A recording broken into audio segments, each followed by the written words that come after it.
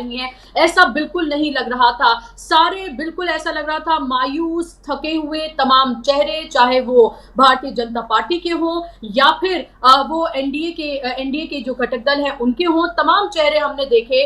और दूसरी तरफ लगातार हम ये आपको दिखा रहे हैं और बता रहे हैं, इससे आप बॉडी लैंग्वेज पढ़ना भी एक कला है, उसको भी आप समझिए कि जहां एक तरफ सरकार बनाने जा रहे हैं एक बार फिर से और पूरी पूरी हेडलाइंस बनाई जा रही है कि इतिहास रच दिया और ये तमाम चीजें जो आपको पता है कि मीडिया का एक धड़ा करता है, वहीं दूसरी तरफ आप ये देखिए कि जो इंडिया गठबंधन जो सरकार बनाने अभी तो नहीं जा रहा है, उसके पास 234 सांसद हैं और सरकार बना रही है भारतीय जनता पार्टी। कल शपथ ग्रहण समारोह भी हो गया, लेकिन वहां आपको खिलखिलाते खुश चेहरे आपको नजर आते हैं। एक कॉन्फिडेंस जो है, एक अलग तरह का कॉन्फिडेंस आपको इंडिया गठबंधन के तमाम नेताओं के अंदर आपको नजर आएगा। लेकिन आप वहीं अगर यहाँ पर देखेंगे तमाम चेहरे तो बुझे बुझे वो चेहरे, और आपने देखा होगा सोशल मीडिया पर तमाम ये जो तस्वीरें हैं वो वायरल हैं और लोग पूछ रहे हैं कि आखिर इतनी मायूसी क्यों है, ये जीत की खुशी तो नहीं लगती, ऐसा लग रहा है कि किसी तरह के मातम है और गम है जिसके लिए ये तमाम लोग इकट्ठा हुए हैं। इस तरह की तमाम बातें सोशल मीडिया पर की जा रही हैं। लेकिन सवाल यह है कि अभी तो सिर्फ और सिर्फ शपथ ग्रहण समारोह ही हुआ है और उससे पहले ही इस तरह की खबरें आ जाना कि खुद भारतीय जनता पार्टी के सांसद एक अकेले जो चुनकर आए हैं केरल से, वो ये कह दें कि वो मंत्रिमंडल में शामिल नहीं होना चाहते हैं, एक ऐसा बहाना बनाकर जिसको आपको पता है कि आप ये कहा जा सकता है कि ये कोई मजबूरी नहीं हो सकती, और अगर ऐसी है तो फिर चुनाव नहीं लड़ना चाहिए था। और अगर वो फिल्मों में इतने व्यस्त हैं और फिर उसके बाद वहां कॉन्स्टिट्यूएंसी के जो उनके लोग हैं फिर उनके लिए वो किस तरह से काम करेंगे, तो आप ये समझिए कि कैबिनेट का दर्जा उन्हें चाहिए, एनसीपी को कैबिनेट का दर्जा चाहिए। अभी आप ये देखिए कि और जो राज्य मंत्री बनाए गए हैं, जहां 5 सांसद जो जीत कर आए हैं जिनके, उनका भी एक ही मंत्री है, जहां एक सांसद जीत कर आए हैं वो अकेले जीत कर आए हैं, वो भी उन्होंने भी शपथ लिया है, जहां 2 से 3 जीत कर आए हैं वहां पर भी आपने देखा कि अकेले ने शपथ ली है। तो क्या ये इस तरह की बगावत खुलकर सामने नहीं आएगी कि आपने सिर्फ 11 मंत्रियों में पूरे के पूरे एनडीए को आपने निपटा दिया है और 61 मंत्रालय आपने अपने पास रखे हैं। और वहीं अगर ऐसा होता कि उनके पास सिर्फ यही ऑप्शन होता कि भाई कुछ भी करके हमें तो सरकार में रहना है और यही हमारे पास ऑप्शन है, दूसरी तरफ इतने नंबर ही नहीं है कि हम वहां चले जाएं और हमारी सरकार बन जाए। और दूसरी तरफ आप देखिए जो इंडिया गठबंधन है, आइडियोलॉजिकली वो इंडिया गठबंधन से ज्यादा क्लोज है। आपको ये भी पता है कि इंडिया गठबंधन के साथ वो अपनी शर्तें किस तरह से मनवा सकते हैं। आपको ये भी पता है कि इंडिया गठबंधन और खासतौर पे कांग्रेस ने ये कहा है कि संविधान और लोकतंत्र को बचाने के लिए बीजेपी को ये पता नहीं कि वो हम किस हद तक जा सकते हैं। किस हद तक जाने का मतलब उनका ये था कि हम किसी को भी कोई भी ऑफर दे सकते हैं। और दूसरी तरफ भारतीय जनता पार्टी भले ही मजबूर है, बैसाखियों पर है, लेकिन अभी भी वो अपना पूरी तरीके से डोमिनेंस चाहती है। वो चाहती है कि तमाम मलाईदार मंत्रालय भी उसके पास रहें, सबसे ज्यादा मंत्री भी उसके पास हों, जो मंत्रालय जिनसे आप दूसरों को कंट्रोल कर सकते हैं वो तमाम मंत्रालय भी आपके पास हों। तो ये जो 12-16 सांसदों के साथ किंग मेकर की भूमिका में है और इनके बगैर आप सरकार नहीं बना सकते हैं, तो क्या सिर्फ ये 2-2 मंत्रालय लेकर खुश हो जाएंगे? आखिर अंदर की कहानी क्या है, इसको समझने की और इसकी पड़ताल करने की बेहद सख्त जरूरत है। क्योंकि अभी आप देखिए कि जो चुनाव हुए हैं, चुनाव संपन्न हुए हैं, उसके बाद लोगों को एक उम्मीद थी कि सरकार बदलेगी, जिन्होंने बदलाव के लिए वोट किया, क्योंकि बहुत सारी सीटें ऐसी हैं जहां पर बहुत कम मार्जिन से जीत हासिल की है। उसके अलावा चर्चाएं अब ये भी शुरू हो गई हैं, तमाम तरह के अब जो डेटा है वो आना शुरू हो गया है कि कैसे कितनी सीटों पर कितने कम मार्जिन से बीजेपी जीती है। खबर ये भी है कि कैसे लाइट बंद करवा कर बहुत सारी कई ऐसी सीटें हैं, खासतौर पर उत्तर प्रदेश की, जहां पर बीजेपी ने अपनी जीत दर्ज की है। और इसको लेकर एक सीट ऐसी है जिसको लेकर जो बहुत कम मार्जिन से जीती गई है, इसको लेकर खबर यह है कि कोर्ट भी जा सकती है कांग्रेस पार्टी। इस तरह की खबरें सामने निकल कर आ रही हैं। तो अभी बहुत कुछ होना बाकी है। ये 2019 की सरकार नहीं है, 2024 की सरकार है जो पूरे तरीके से डिपेंडेंट है। नरेंद्र मोदी मजबूर हैं, डिपेंडेंट हैं। क्या वही जो उनकी सियासत का जो सियासत करने का जो स्टाइल है, जो फंक्शनिंग का जो उनका स्टाइल है, वो तो अब उस तरह से बरकरार नहीं रहने वाला है। तो आगे फिर ये सरकार कैसे चलेगी, ये एक बड़ा सवाल है। अभी आगे आने वाले दिनों में देखिए, जब पहला सत्र बुलाया जाएगा, जब विशेष सत्र बुलाया जाएगा, उसके बाद मॉनसून सेशन होगा, उसी के बाद अलग अलग तरह के सेशन होंगे, तमाम तरह की बिल्स जो हैं वो पेश किए जाएंगे, जहां पर 1/3 मेजॉरिटी उनको चाहिए होगी उन बिलों को पास कराने के लिए। और ऐसे में ही तमाम तरह के खेल होते हैं। आपने इससे पहले भी देखा है कैसे सरकारें गिरी हैं। और हम ये चाहते हैं कि लोकतंत्र मजबूत रहे और लोगों को एक स्थायी सरकार मिले, इसलिए एक ऐसी सरकार होनी चाहिए जिसको लेकर हर रोज ये डर हो कि कैसे अब गिरी सरकार और तब गिरी सरकार। और इसीलिए तमाम तरह की बातें हम आपके सामने रख रहे हैं। अमलिंदु जी, अभी तो सिर्फ एनसीपी से और खुद भारतीय जनता पार्टी के एक सांसद से इस तरह की आवाजें आई हैं। क्या आपको लग रहा है आने वाले दिनों में इस तरह की और बहुत सारी आवाजें हमारे सामने निकल कर आएंगी? और क्या ये जो तमाम घटक दल शामिल हुए हैं, 11 मंत्रालय सिर्फ देकर इनको निपटाया गया है, क्या ये इस तरह से खामोश बैठे रहेंगे जहां दूसरी तरफ उनको प्रधानमंत्री तक बनने का ऑफर हो? और खासतौर पर नीतीश कुमार को पता है कि अभी नहीं तो कभी नहीं, उनके लिए तो उनकी खुद उम्र इतनी है कि उनको लग रहा है कि उनकी आखिरी पारी ही चल रही है। देखिए बुशरा जी, जो जहाँ तक सवाल ये है कि ये लोग खामोश बैठेंगे, क्या बैठेंगे, जाहिर सी बात है कि खामोश कोई बैठा भी नहीं है और बैठेगा भी नहीं, क्योंकि जिस तरीके से ये सब चीज़ें आई हैं सामने, उसको लेकर के ये तो साफ सतह पे दिखाई पड़ रहा है कि जो सहयोगी दल हैं उनके अंदर ज़बरदस्त तरीके से नाराज़गी है। कल हम लोगों ने चंद्रबाबू नायडू का जब देखा कि वो दिल्ली पहुँचे हैं, तो उनकी भाव भंगिमा चेहरे की देख करके साफ समझा जा सकता है कि चंद्रबाबू नायडू के मन के अंदर क्या चल रहा है। क्योंकि वो चंद्रबाबू नायडू जो एनडीए संसदीय दल की बैठक में थे, वो चंद्रबाबू नायडू जो कल के चंद्रबाबू नायडू के भाव भंगिमा में ज़बरदस्त तरीके से अंतर है। और वो कल के चंद्रबाबू नायडू की भाव भंगिमा देखकर साफ समझा जा सकता है कि चंद्रबाबू नायडू अंदर ही अंदर काफ़ी ज़्यादा नाराज़ दिखाई पड़ रहे हैं। और जाहिर सी बात है कि अगर वो अंदर से नाराज़ हैं चंद्रबाबू नायडू, तो इस सरकार के दिन ज़्यादा नहीं हैं, ये सरकार के दिन कम समझे जा सकते हैं। इधर भारतीय जनता पार्टी समझा ये जाता है बुशरा जी कि वो अपनी चालाकियों में है पूरी, और वो ये चालाकी में है कि किसी भी तरीके से अभी पहले इनको पुचकार के सारे दलों को किसी तरीके से पहले सदन में बहुमत हासिल कर लिया जाए, उसके बाद फिर जो इनको रास्ता सबको दिखाया जाएगा एक एक करके, वो एक एक करके सबको रास्ता दिखाएंगे। और इस तरीके की बातें जो है वो सोशल मीडिया पर भी जो भाजपा के समर्थक हैं वो कहते हुए सुने जा रहे हैं, देखे जा रहे हैं कि अभी थोड़े दिन इंतजार कीजिए और फिर बीजेपी अकेले दम पे 272 कर लेगी और यही सब जो काम में आ जाएंगे लोग। तो इसका मतलब ये समझा जा सकता है कि जो सोशल मीडिया पे लोग भाजपा समर्थक कह रहे हैं, तो ऐसा नहीं है कि वो रोटी भाजपा के समर्थक ही खाते हैं और चंद्रबाबू नायडू या नीतीश कुमार रोटी नहीं खाते हैं, उनको ये नहीं मालूम है कि बीजेपी क्या कर सकती है।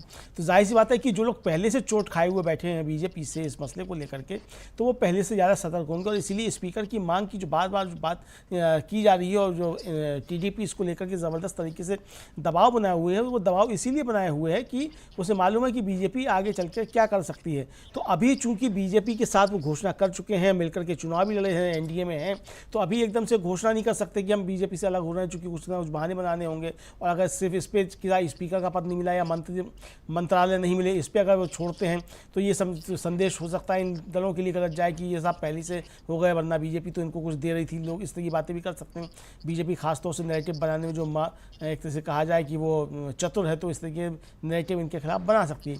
तो ये सब अभी थोड़ा सा इंतजार कर रहे हैं। और अगर बीजेपी इनको टीडीपी को नहीं देती है स्पीकर का पद और कुछ इस तरीके की खुराफातें जो उसकी आदत है करने की, वो मुझसे मान भी नहीं सकते हैं, तो वो करेंगे जब, तो फिर इसके फिर मतलब जिस दिन पहला ही कोई होगा इस तरीके का काम, किसी भी सांसद से इन दलों के संपर्क करने की बीजेपी कोशिश करेगी, उसी दिन फिर ये सरकार जो है वो गिर जाएगी। उसी दिन फिर बड़ा फैसला चंद्रबाबू नायडू और नीतीश कुमार ले सकते हैं।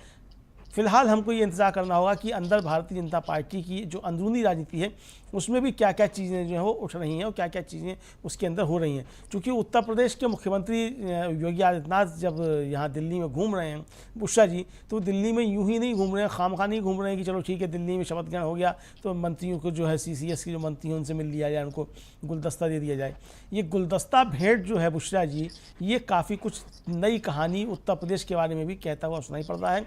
इधर महाराष्ट्र में जिस तरीके से चीज़ें चल रही हैं वो भी महाराष्ट्र में बहुत कहानी कहती हुई नज़र आ रही हैं। तो उत्तर प्रदेश, महाराष्ट्र, हरियाणा, ये 3 राज्य ऐसे हैं जहां भारतीय जनता पार्टी की जो सरकारें हैं वो काफ़ी ज़्यादा अस्थिर हो सकती हैं और यहाँ की राजनीति, दिल्ली की राजनीति जो है उस पर भी असर डाल रही है। और मोदी का जो मंत्रिमंडल है उसमें भी बगावत के सुर जो है वो देखे जा रहे हैं और हो सकता है कि आने वाले समय में और बगावत के सुर हमको देखने को मिले। बुशरा जी जी बिल्कुल। और मैं दर्शकों को बता दूं कि 3 राज्यों की बात यहाँ पर हम क्यों कर रहे हैं। उत्तर प्रदेश, आपको पता है कि उत्तर प्रदेश में सबसे बड़ा झटका भारतीय जनता पार्टी को लगा है और तीसरी सबसे बड़ी देश की पार्टी के रूप में उभरी है समाजवादी पार्टी। और समाजवादी पार्टी उत्तर प्रदेश की सबसे बड़ी पार्टी के रूप में उभरी है। 43 सीटें इंडिया गठबंधन ने मिलकर वहां पर जीती हैं, जहां पर 80 में से 80 का नारा वहां पर दिया गया था।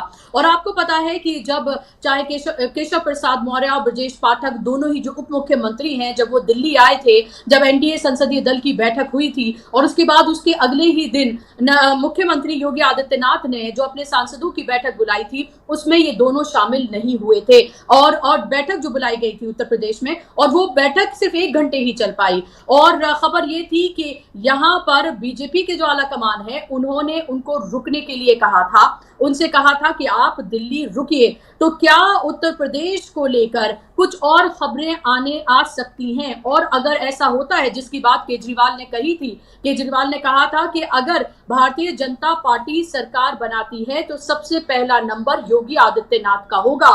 अब ऐसे में क्या इस तरह की सुगबुगाहट फिर से तेज हो गई है? क्या इसीलिए गुलदस्ते एक इधर से उधर जो है वो बांटते हुए योगी आदित्यनाथ जो है वो नजर आ रहे हैं? हालांकि योगी आदित्यनाथ वसुंधरा राजे या फिर शिवराज सिंह चौहान नहीं है, ये भी लोग कहते रहे हैं।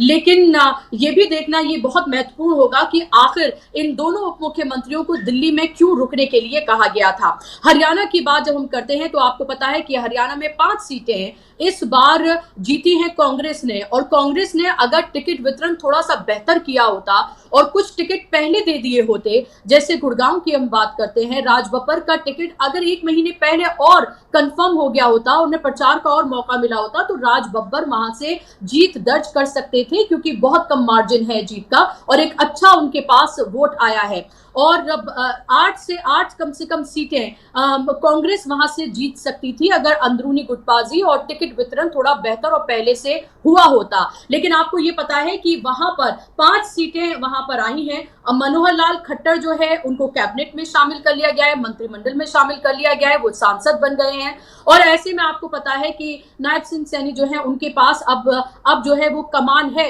हरियाणा की, और उनकी ही सरपरस्ती में हम कह सकते हैं कि भारतीय जनता पार्टी ने अपनी 5 सीटें गंवाई हैं और इसी साल हरियाणा में विधानसभा का चुनाव भी है।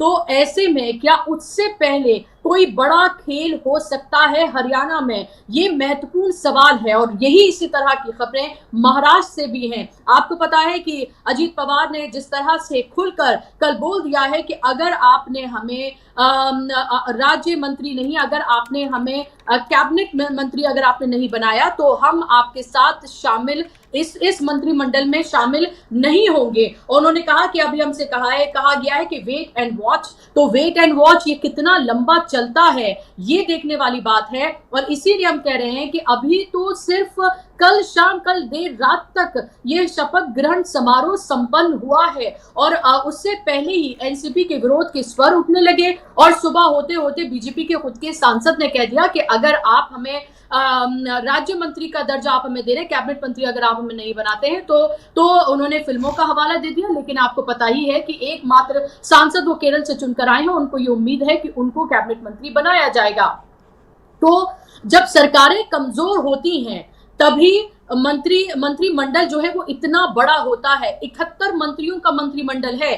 इतना बड़ा मंत्रिमंडल ना हमने 2014 में देखा था, ना 2019 में देखा था, ये सिर्फ 2024 में ही देखा जा रहा है, क्योंकि सबको खुश करने की कवायद है, सबको खुश किया जा रहा है कि आप भी लीजिए, आप भी लीजिए और आप भी लीजिए। खासतौर पर अपने ही नेताओं को खुश करने की कोशिश भारतीय जनता पार्टी की तरफ से की जा रही है, ताकि उनके अंदर से ही विरोध के स्वर जो है वो उठने ना लगे, क्योंकि उनको पता है कि अब वो राजनाथ पहले वाले राजनाथ नहीं है। कल से राजनाथ सिंह, बल्कि जब से हमने वो तस्वीर बहुत वायरल हुई थी जहां राजनाथ सिंह जब बीजेपी कार्यालय में जब नरेंद्र मोदी आए थे और जीत का जश्न वो मना रहे थे बिना नंबर लिए हुए, और एनडीए मोदी की जगह, मोदी के जयकारे की जगह एनडीए जिंदाबाद के जब नारे लगे थे, और बहुत ही रिलैक्स टांग पे टांग चढ़ाकर एक तरह से इसे कहते हैं राजनाथ सिंह वहां पर नजर आ रहे थे। और हमने लगातार देखा है राजनाथ सिंह की पहले की बॉडी लैंग्वेज और अब की बॉडी लैंग्वेज में जमीन आसमान का फर्क है।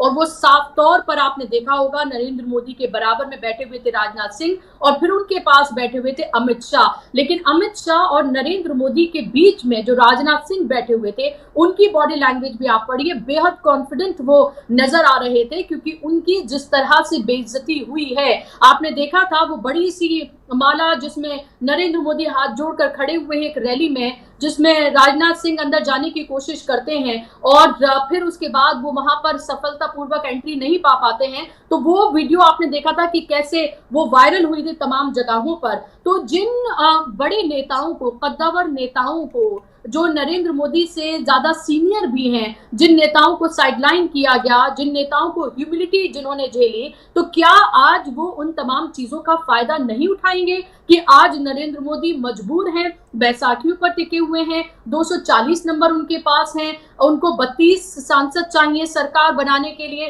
तब जाकर 272 का वो आंकड़ा पूरा होगा। और उनमें से भी अगर एक आध सांसद इधर उधर चला जाए तो आपको पता है कि सरकार किस तरह से अस्थिर हो जाएगी। ये तमाम चीजें हैं जिसको समझने की जरूरत है, और इसीलिए लोगों का कहना है कि नरेंद्र मोदी का जो अहंकार है वो चूर चूर हो गया है। लेकिन वो नरेंद्र मोदी जो 2002 से, जब वो, बल्कि 2001 में ही वो बने थे मुख्यमंत्री, और उसके बाद फिर वो चुनाव जीत कर आए, तो 2002 में वो दोबारा से फिर वो मुख्यमंत्री बने और एब्सोल्यूट मेजॉरिटी के साथ वो आए, और उसके बाद वो 2 बार प्रधानमंत्री बने। उनको सिर्फ हुक्म देने की आदत है, लोगों से जी हुजूरी करवाने की आदत है। क्या वो इस तरह की मजबूर सरकार चला पाएंगे? लेकिन उसके साथ साथ एक और विश्लेषण ये भी है कि जिस तरह से जो सब कुछ इन 10 सालों में किया गया है, वो किसी भी कीमत पर नरेंद्र मोदी और अमित शाह पावर लूज नहीं कर सकते हैं, क्योंकि अगर ऐसा हुआ कि वो सत्ता से बेदखल हुए या फिर उनकी सरकार गिरी या कोई भी उनकी मजबूरी हुई,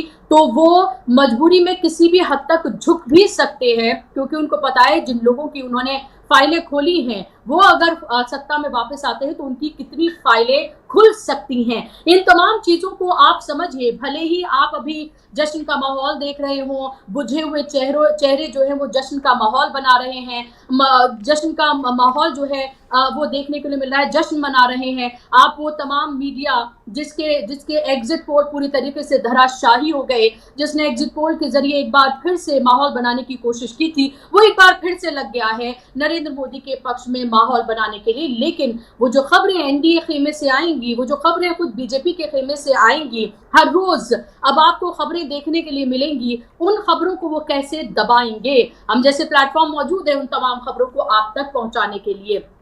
अमलेंदु जी लगातार हमारे साथ बने हुए हैं। अमलेंदु जी, वो कौन से महत्वपूर्ण राज्य आपको लगते हैं जिन पर नजर लगातार बनी रहेगी, और वो कौन से चेहरे जिनको लेकर लगातार भारतीय जनता पार्टी में नरेंद्र मोदी और अमित शाह के दिल में धुकधुकी बनी रहेगी कि अब गए और तब गए? देखिए बुशरा जी, अगर सहयोगी दलों की तरफ से बात की जाए तो जाहिर सी बात है कि आंध्र प्रदेश, बिहार और महाराष्ट्र, ये 3 राज्य ऐसे होंगे जिनको लेकर के नरेंद्र मोदी के मन में हमेशा जो है संशय बना रहेगा, और पूरी पार्टी जो है एक तरीके से कहा जाए, मतलब पूरा मोदी जी का जो आभा मंडल है वो इन 3 राज्यों में कुछ ना कुछ खुराफात करता रहेगा। चूँकि अगर इसमें नहीं किया जाएगा खुराफात तो फिर सरकार लंबे समय तक नहीं चल पाएगी, और ये खुराफातें शुरू हो चुकी हैं और आगे भी शुरू हो जाएंगी। जैसे हमने पहले बताया था कि आंध्र प्रदेश में एक जगह है राजा महेंद्रवरम, वहाँ जो नितिन गडकरी हैं, वो जब परिवहन मंत्री थे, उन्होंने जाकर के एक फ्लाईओवर का उद्घाटन किया था। उनकी वहाँ जो थी वो पट्टिका लगी हुई थी, वो पत्थर लगा हुआ था। टीडीपी के कार्यकर्ताओं ने वो पत्थर उठा करके फेंक दिया, उसे हटा दिया वहाँ से, नितिन गडकरी के पत्थर को। यानी कि जो पत्थरों की राजनीति है बुशरा जी, उसमें भी अब टीडीपी भारतीय जनता पार्टी के खिलाफ खड़ी हुई नज़र आ रही है आंध्र प्रदेश में। तो बहुत सारे मुद्दे ऐसे हैं जिनमें लगातार टकराव की स्थिति बीजेपी की टीडीपी के साथ बनी रहेगी। उसमें बहुत सारे मुद्दे हैं।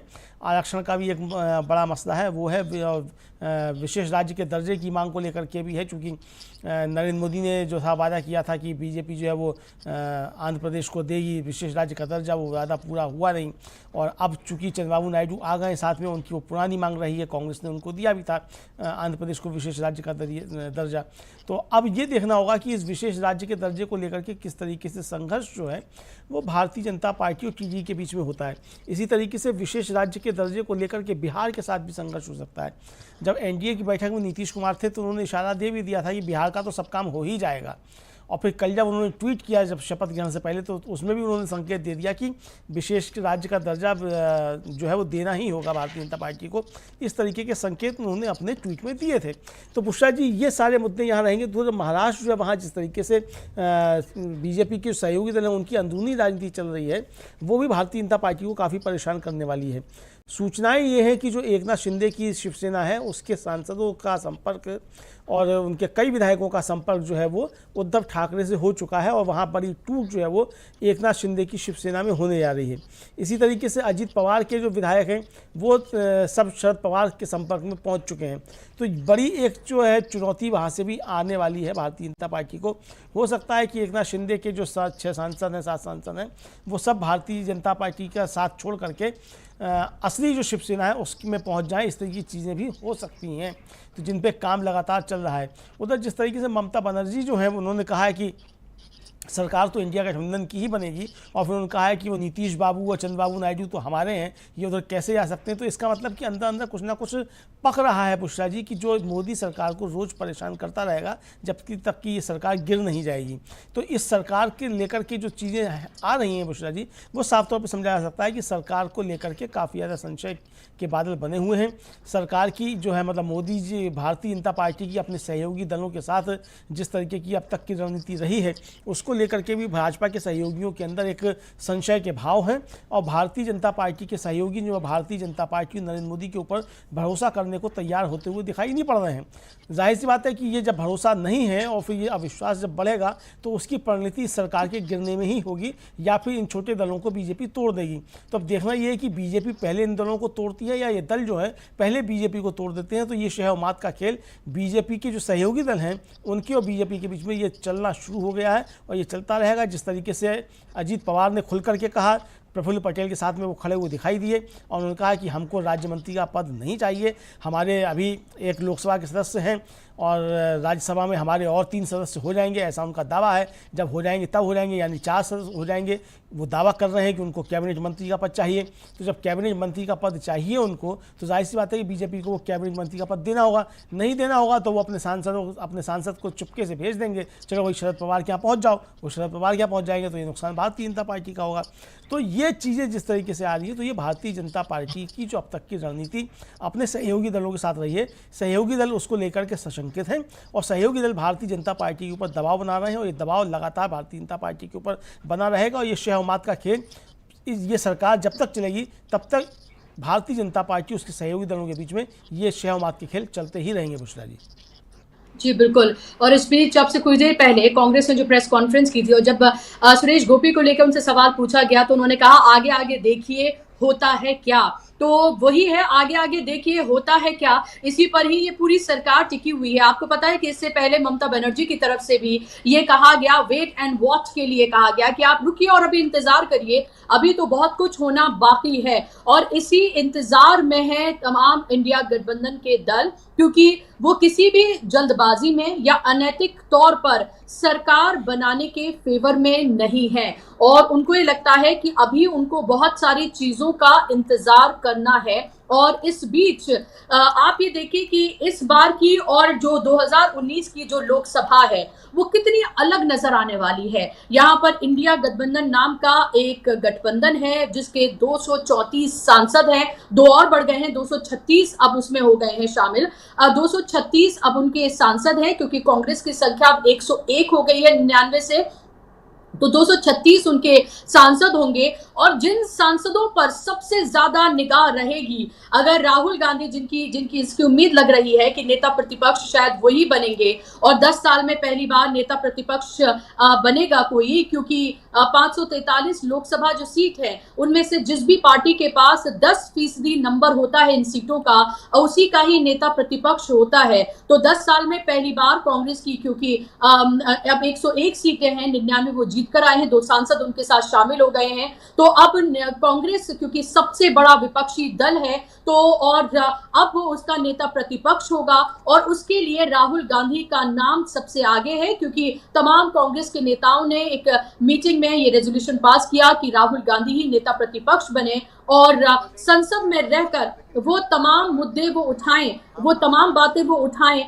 जिससे नाको चने चबाए जाएं भारतीय जनता पार्टी को, क्योंकि आपने देखा है कैसे भारतीय जनता पार्टी का एक क्षेत्र जो राज रहा है और उसके साथ साथ किस तरह से दादागिरी से उन्होंने बिल्स जो हैं पास करवाए हैं, विपक्ष की पूरी गैर मौजूदगी में बिल्स पास कराए गए हैं, कैसे 140 के करीब सांसदों को बाहर का रास्ता दिखा दिया गया था। महुआ मोइत्रा जिन पर सबकी निगाहें रहेंगी, जो एक बार फिर से जीत कर आई हैं एक बड़े मार्जिन के साथ, और उन्होंने सांसद का जो कार्ड होता है वो उन्होंने लिया और उसके बाद जो अलग उनकी मुस्कान थी वो हमने देखी। और इसी तरह से विपक्ष के और सांसद हैं, असदुद्दीन ओवैसी हैं।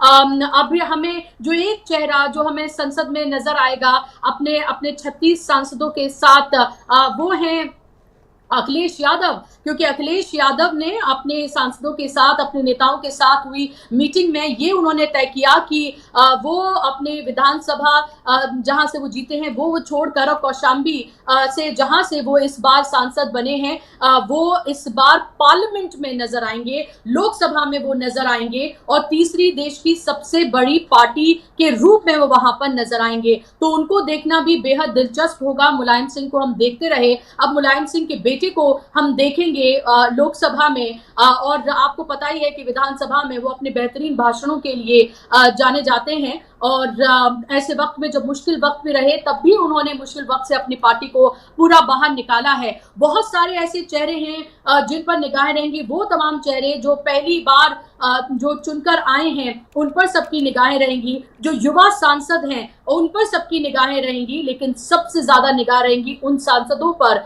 जिनकी सांसदी छीनी गई। राहुल गांधी की तो वापस मिल गई और एक बार फिर से वो हमें नजर आए, लेकिन आपको पता है महुआ मोइत्रा के साथ क्या कुछ हुआ और एक बार फिर से जनता ने जनादेश देकर उनको जिताकर भेजा है। तो अब पहले से कहीं ज्यादा अग्रेसिव मोड में आपको महुआ मोइत्रा वहां पर नजर आएंगी और वो टीएमसी की तरफ से लीडर ऑफ अपोजिशन वहां पर होंगी, अपनी पार्टी की तरफ से वो वहां पर लीडर होंगी। तो ये देखना बेहद महत्वपूर्ण होगा। अमलेंदु जी, पहले की लोकसभा और अब की लोकसभा में जमीन आसमान का फर्क है। अब तो ना वो दादागिरी चल पाएगी, ना उस तरह से आप सांसदों को उठाकर बाहर फेंक पाएंगे और उनकी गैर मौजूदगी में ना आप बिल पास करा पाएंगे। ऐसे बहुत सारे चेहरे हैं जिनको हमने तमाम रैलियों में बाहर हमने उन तमाम मुद्दों पर सरकार को घेरते हुए ना सिर्फ देखा बल्कि हमने देखा कि कैसे नाको चने चबाए, जिसका नतीजा आज हम देख रहे हैं। और वो तमाम चेहरे हमें अब नजर आएंगे लोकसभा में। तो ये लोकसभा कितने दिन चलती है सरकार, ये भारतीय जनता पार्टी की, ये तो महत्वपूर्ण सवाल है ही, लेकिन जितने दिन चलेगी और लोकसभा में होगी बहुत मुश्किल होने जा रही है इस बार। बुशरा जी, बहुत ज़्यादा मुश्किल होने जा रही है और ये मुश्किलात जो नरेंद्र मोदी के सामने आने जा रही हैं वो मुश्किलात को विदेशी मीडिया जो है उसने भी आज बहुत ज़्यादा हवा दी है और बहुत लिखा है विदेशी मीडिया ने भी कि किस तरीके से नरेंद्र मोदी मजबूर प्रधानमंत्री के तौर पर नज़र आए हैं। जो बीबीसी है उसने लिखा है कि मोदी सरकार का तीसरा काल शुरू हो गया है, लेकिन आम चुनाव में विपक्ष का उत्थान देखा गया है। सत्ताधारी गठबंधन ने एग्जिट पोल्स में बताए गए आंकड़ों को तो नहीं छुआ, लेकिन सरकार बनाने में सफल रहे, उनके सामने आगे चुनौतियां हैं। ये लिख रहा है। इसी तरीके से न्यूयॉर्क टाइम्स जो उसने लिखा है कि नई सरकार ने शपथ ली, वैसे ही नई दिल्ली की राजनीतिक हवा बदली हुई दिखाई दे रही है। बहुमत नहीं मिलने के चलते पीएम मोदी ने सहयोगी दलों का रुख किया है, अब सहयोगी दल सरकार का हिस्सा हैं। यानी कि विदेशी मीडिया इस बात को देख रहा है कि किस तरीके से नरेंद्र मोदी एक कमज़ोर प्रधानमंत्री के तौर पे अब सामने आए हैं। हालांकि पहले प्रधानमंत्री तो पहले भी कमज़ोर थे, लेकिन बहुमत के हिसाब से वो मजबूत थे, क्योंकि भारतीय जनता पार्टी को अकेले अच्छा खासा बहुमत था। आज सरकार जो बनी है वो सरकार सहयोगी दलों के कंधे पर टिकी हुई है, उनकी बैसाखियों पर टिकी हुई है, और कोई भी एक बैसाखी निकली नहीं कि ये सरकार धड़ाम से गिरी नहीं। और यहाँ तो जो बैसाखियाँ वो 3-3, 4-4 बैसाखियाँ ऐसी हैं जो कभी भी नीचे से सरक सकती हैं, जिनके ऊपर कोई भरोसा नहीं किया जाता। नीतीश कुमार को पलटूराम जो कहा जाता है बुशरा जी, तो नीतीश कुमार कभी भी पलट सकते हैं। तो ये भारतीय जनता पार्टी के सामने खतरा हमेशा लगा रहेगा।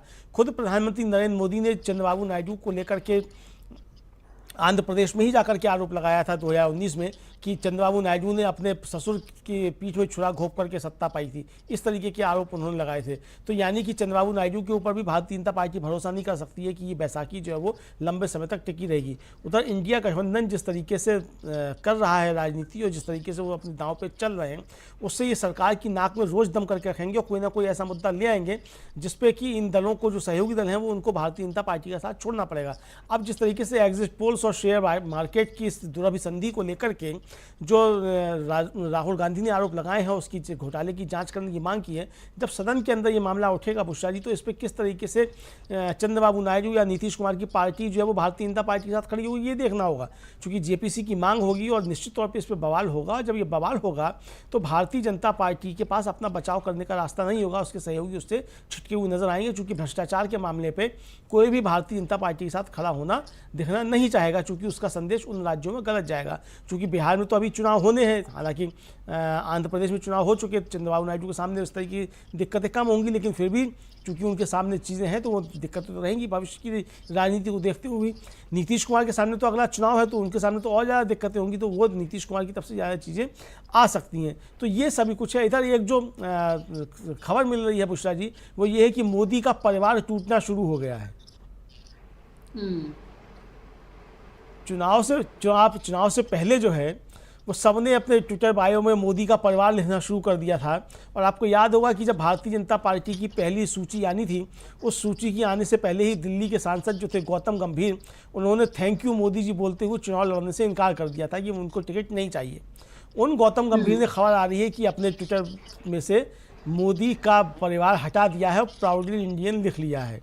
तो ये मोदी का परिवार टूटना शुरू हो गया है। अब इसके संकेत आप समझ सकती हैं कि दिल्ली से जो एक सबसे पहली बार जो चुने गए सांसद हैं हर्ष मल्होत्रा, उनको जिस तरीके से मंत्रिमंडल में लिया गया है, मुझे लगता है कि शायद गौतम गंभीर को ये आशा रही होगी कि जिस तरीके से रवनीत सिंह बिट्टू को बनाया गया है, उसी तरीके से गौतम गंभीर को भी, या जॉर्ज कुरियन को बनाया गया है बिना चुनाव लड़े मंत्री। गौतम गंभीर को भी शायद मंत्री बना दिया जाएगा, लेकिन वो गौतम गंभीर ने अब इस तरीके से लिख दिया है। तो आप समझ सकती हैं कि मोदी का परिवार टूटना भी शुरू हो गया है, सरकार का टूटना बाकी है। ये देखना है कि सरकार कब टूटती है बुशरा जी।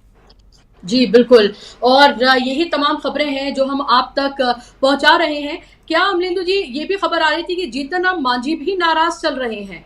हालांकि उनको तो शामिल किया गया है मंत्रिमंडल में, लेकिन उनकी नाराजगी की भी खबरें जो हैं वो सामने निकल कर आ रही थी। इस पर भी हम बात करेंगे, लेकिन हम आपको ये बता दें कि लगातार जिन खबरों पर हमारी नजर है वो लगातार हम आपको बता रहे हैं कि कैसे अभी तो मंत्रिमंडल का विस्तार हुआ है। अभी तो शामिल हुए हैं 72 मंत्रियों के साथ नरेंद्र मोदी इस बार अपनी सरकार चलाने जा रहे हैं, जिनमें से 61 उनकी पार्टी के हैं और 11 जो मंत्री हैं वो तमाम घटक दलों के मिलाकर हैं। और ऐसे में सवाल ये उठ रहा है कि क्या वाकई में ये तमाम सिर्फ 11 मंत्री पद जो हैं, जिसमें से राज्य मंत्री और केंद्रीय मंत्री दोनों जो हैं इसमें शामिल हैं, वो क्या इसमें वो तमाम दल खुश हो जाएंगे जहां उन्हें पता है कि उनके लिए अभी नहीं तो कभी नहीं वाली स्थिति है। उनको पता है कि ये सरकार बैसाखियों वाली सरकार है, मजबूर सरकार है और उनके बिना उनका काम नहीं चलेगा।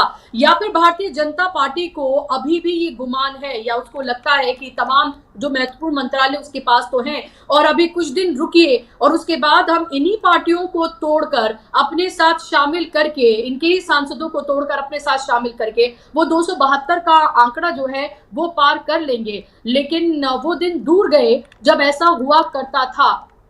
क्योंकि तब विपक्ष कमजोर था, तब विपक्ष जो है लाचार नजर आता था, लेकिन अभी विपक्ष पहले से कहीं ज्यादा मजबूत है। और आपको पता ही है कि CSDS का एक सर्वे आया है, इन रिजल्ट के बाद वो सर्वे किया गया है। उस सर्वे में उत्तर प्रदेश जैसे राज्य में, जहां नरेंद्र मोदी वाराणसी से चुनाव लड़ते रहे और इस बार सिर्फ 1.5 लाख से ही वो जीत पाए, जैसे तैसे करके, आपको पता है कि किस किस तरह के क्या क्या हथकंडे जो है वो अपनाए गए होंगे, 1.5 लाख से ही वो जीत पाए। वहां पर जब ये सर्वे कराया गया कि प्रधानमंत्री के चेहरे के रूप में किसको देखना पसंद करेंगे, तो 36% लोगों ने कहा राहुल गांधी और 32% लोगों ने कहा नरेंद्र मोदी। ये 4% कम नहीं है, ये 4% बहुत ज्यादा है, वो भी एक ऐसे राज्य से, जिस राज्य से आपने देखा कि पूरे देश की सियासत की गई, जिस राज्य में राम मंदिर है, जहां पर आपको पता है बुलडोजर से लेकर शमशान कब्रिस्तान 80-20 औरंगजेब की औलादों की हवा टाइट कर दी जाएगी, इस तरह की तमाम तरह की सियासत वहां पर की गई। वहां पर योगी आदित्यनाथ जैसे नेता हैं, मुख्यमंत्री हैं, और आपको ये पता है कि नरेंद्र मोदी लगातार ये कहते रहे गंगा मैया ने मुझे बुलाया है, मैं उनका बेटा हूं। वो तमाम तरह की आपने सियासत, पॉलिटिक्स सब कुछ देखी। अगर उस जगह से 43 सीटें इंडिया गठबंधन की आए और उसके साथ साथ जब ये सर्वे कराया जाए तो नरेंद्र मोदी से ज्यादा लोग राहुल गांधी को प्रधानमंत्री के रूप में देखना पसंद करें, तो इससे आप ये समझिए कि जमीन पूरी तरीके से बदल चुकी है। और अभी तो सरकार बनी है, अभी तो शपथ ग्रहण समारोह ही हुआ है, उससे पहले आप देखिए 2 घोटाले सामने आ गए हैं। लोगों ने ये भी लिखना शुरू कर दिया कि अगर ये नीट के एग्जाम का रिजल्ट अगर पहले आ गया होता तो, और जिस वक्त चुनाव चल रहे थे, अगर उस वक्त आ गया होता तो जो सीटें आई भी हैं वो सीटें भी भारतीय जनता पार्टी की नहीं आती। और राहुल गांधी ने कहा है कि वो लोकसभा में इस मसले को जोर शोर से उठाएंगे। लगातार हमने देखा कि कांग्रेस की तरफ से इसको लेकर प्रेस कॉन्फ्रेंसेस की गई, और उसके अलावा जो एग्जिट पोल के नाम पर जो स्कैम किया गया है शेयर मार्केट में, जहां पर राहुल गांधी ने प्रेस कॉन्फ्रेंस करके बताया कि 32 लाख करोड़ रुपए का नुकसान जो हुआ है शेयर मार्केट में आम लोगों का, आम ट्रेडर्स का, तो वो एक बड़ा सवाल है। और ये दोनों मसले अभी गले की फांस बनेंगे। लेकिन उसके अलावा इलेक्टोरल बॉन्ड से लेकर इलेक्शन कमीशन के जरिए जो सब कुछ जो किया गया है वो सब हमने देखा है, कैसे एजेंसीज एक पार्टी की एक सत्ता की पार्टी की तरह काम करती हुई नजर आई, वो सब हमने देखा है। और अब यही सबसे बड़ा चैलेंज होगा, क्योंकि वो भारतीय जनता पार्टी जो इलेक्शन कमीशन के सहारे, जो ईडी, सीबीआई, आईटी के सहारे, यहां तक कि उसने तो एसबीआई को भी अपने साथ शामिल कर लिया था, इन सबके सहारे जो अपनी सरकार चलाती रही, अब वो जो बैसाखियों वाली सरकार है, जहां वो इन एजेंसीज का इस्तेमाल उस तरह से नहीं कर पाएगी, क्योंकि अभी तो विपक्ष मजबूत है और जो सरकार है वो मजबूर है। तो मजबूर और मजबूत ये दोनों की लड़ाई है, और मजबूर और मजबूत में आपको पता है कि जीत हमेशा मजबूत की ही होती है। तो वो जीत का सेहरा उनके सर जो बन चुका है, लेकिन सरकार की फॉर्म में कब आएगा ये देखने वाली बात होगी। लेकिन आने वाला वक्त बेहद महत्वपूर्ण है और बीजेपी के लिए बहुत मुश्किल भरी, कांटों भरी राह है, और इसी को लेकर तमाम तरह के आकलन जो हैं वो किए जा रहे हैं। क्योंकि नरेंद्र मोदी अटल बिहारी वाजपेयी नहीं है कि उनको वो कोalition की सरकार चलाने का एक्सपीरियंस उनको हो।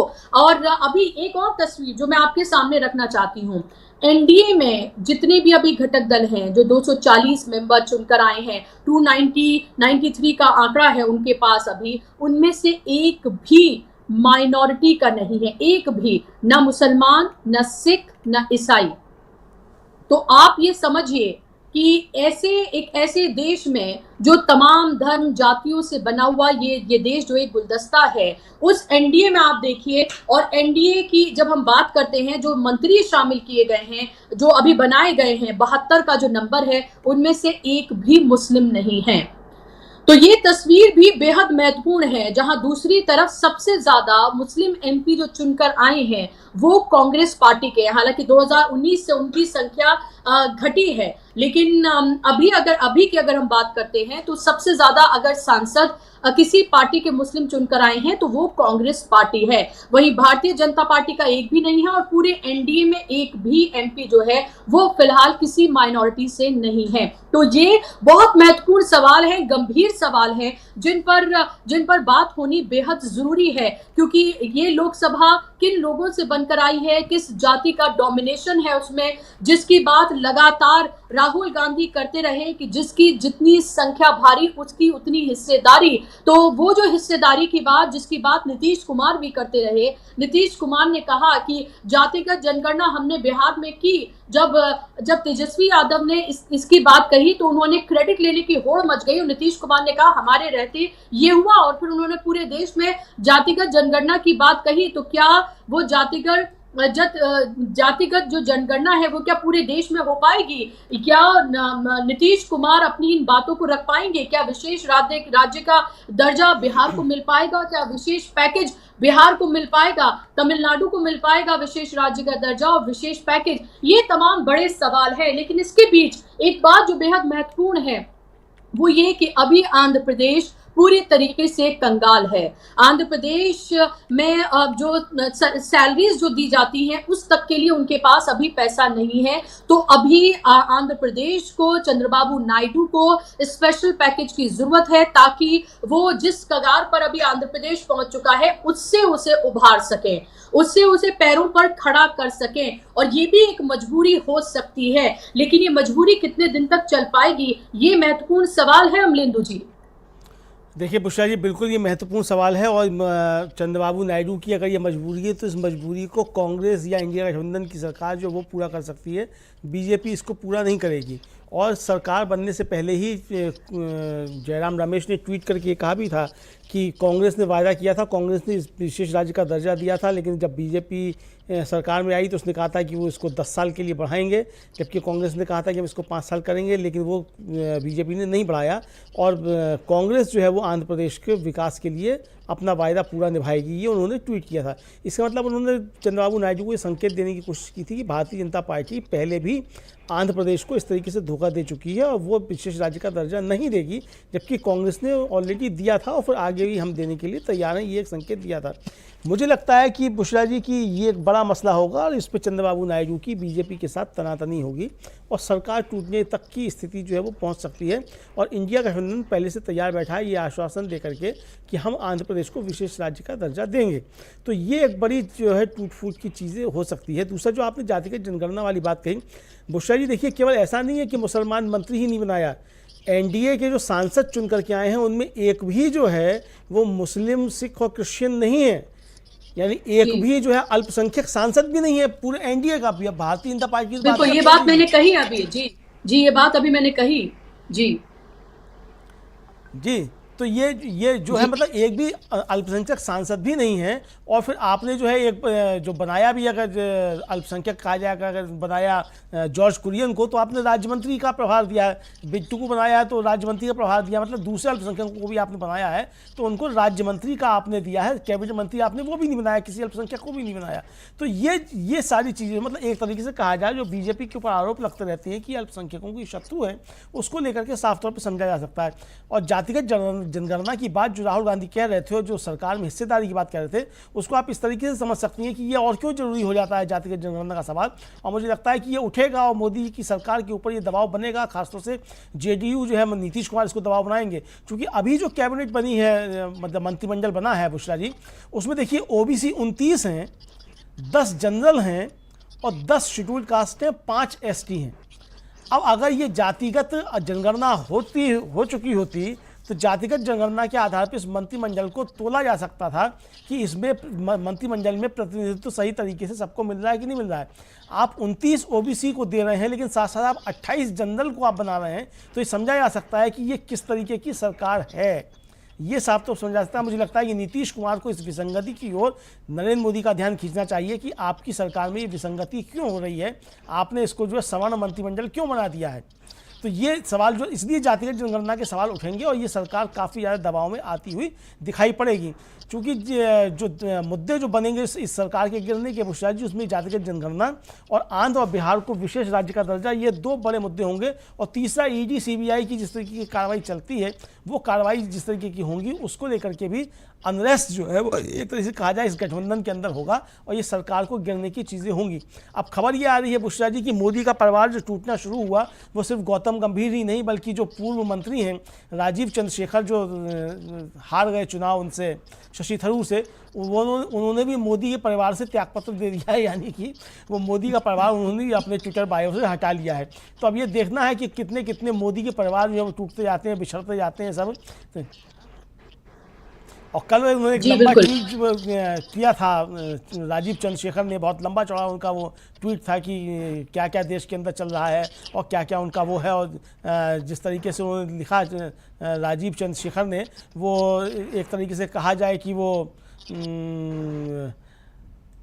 कांग्रेस पार्टी को लेकर के भी उन्होंने सवाल उठाए थे और जो मुस्लिम्स जो नहीं है उसमें मंत्रिमंडल में, उसको लेकर के भी उन्होंने एक तरीके से एक जवाब दिया था और बहुत लंबा ट्वीट उनका था। और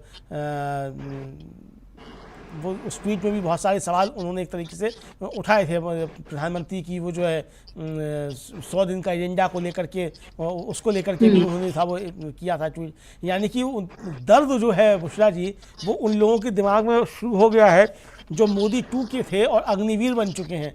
मतलब अग्निवीर मंत्री जो हैं जो हो गए हैं तो उनके मन में अब दर्द जो दिख रहा है। इसी तरीके से रविशंकर प्रसाद हैं, वो भी अग्निवीर मंत्री बन चुके हैं और हालांकि वो पहले ही बन गए थे, पिछली सरकार में ही अग्निवीर मंत्री बन गए थे। तो ये सारी चीज़ें अब जो पिछले मंत्री नहीं बने हैं उनके भी दर्द किस तरीके से निकल करके आएंगे वो है। और जो सबसे बड़ी चीज़ जो उथल पुथल चल रही है बुशरा जी, वो योगी आदित्यनाथ का दिल्ली में CCS के मंत्रियों से मुलाकात करना और गुलदस्ता देना जो है, ये एक काफ़ी जो है वो संकेत दे रहा है कि उत्तर प्रदेश की राजनीति में भी कुछ ना कुछ गड़बड़ सड़बड़ चल रहा है। तो दिल्ली से लेकर के लखनऊ तक और दिल्ली से लेकर के मुंबई तक इस सरकार में हमको बगावत ही बगावत देखने को मिल रही हैं और आगे और ये बगावत और तेज होंगी, इसको ऐसे समझा जा सकता है बुशरा जी। जी बिल्कुल, और जाहिर सी बात है कि अभी ये देखना बेहद महत्वपूर्ण होगा जो पल पल जो तस्वीर ये बदल रही है और जिस तरह की खबरें लगातार हमारे सामने निकल कर आ रही हैं। और हम पूरा एक विश्लेषण यहाँ पर ये कर रहे हैं कि इस बार की लोकसभा किस तरह की देखने के लिए हमें मिलेगी। जहाँ एक तरफ जब हम इंडिया गठबंधन की हम बात करते हैं तो वहां पर आपको मुस्लिम सांसद भी आपको देखने के लिए मिलेंगे, आपको तमाम अल्पसंख्यक समाज के जो सांसद हैं वो आपको देखने के लिए मिलेंगे, यानी कि तमाम लोगों को साथ लेकर। हालांकि उसको भी हम ये नहीं कह सकते कि वो उत्साहवर्धक है या जितना मिलना चाहिए था उनको, उनका कंट्रीब्यूशन होना चाहिए था उतना ही है। लेकिन हाँ ये जरूर कह सकते हैं कि फिर भी जब हम एनडीए और इंडिया का कंपैरिजन अगर हम करते हैं तो सीधे तौर पर हम ये पाते हैं कि जब एनडीए की बात करते हैं तो एक भी आप ये अंदाजा लगाइए, ना कोई सिख, ना कोई क्रिश्चियन, ना ही कोई मुस्लिम, यानी कि जो अल्पसंख्यक समुदाय का एक भी सांसद नहीं आपको एनडीए की जो सरकार है उसमें आपको देखने के लिए मिलेगा। और यहाँ आपको पता है कि हर मजहब, हर जाति के यहाँ पे लोग, यही तो वो गुलदस्ता है जिसकी बात हम कर रहे हैं, यही तो मोहब्बत की दुकान। और इस सब के बाद राहुल गांधी ने कही, जहां पर ये कहा गया कि जिसकी जितनी हिस्सेदारी उसकी उतनी भागीदारी की बात लगातार कही गई।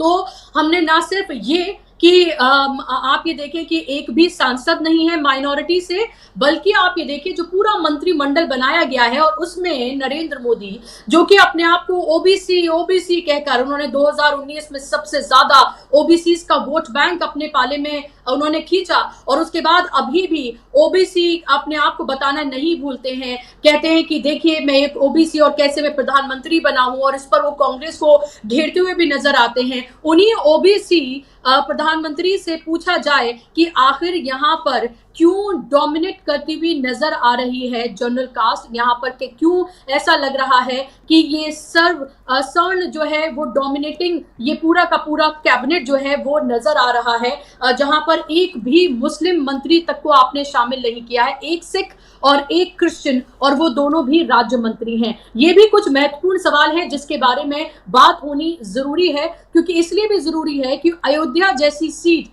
जहां प्रधानमंत्री नरेंद्र मोदी को ये लग रहा था कि राम मंदिर जो बनाया गया है, जिसका उन्होंने बहुत भव्य जो उन्होंने इवेंट किया जनवरी के महीने में, तमाम सेलिब्रिटीज को वहां पर बुलाया गया और फिर किस तरह से पूरा का पूरा मीडिया वहां पर नजर आया, हर वो मुमकिन कोशिश की गई जिसको आधार बनाकर आगे वाला चुनाव जीता जा सके।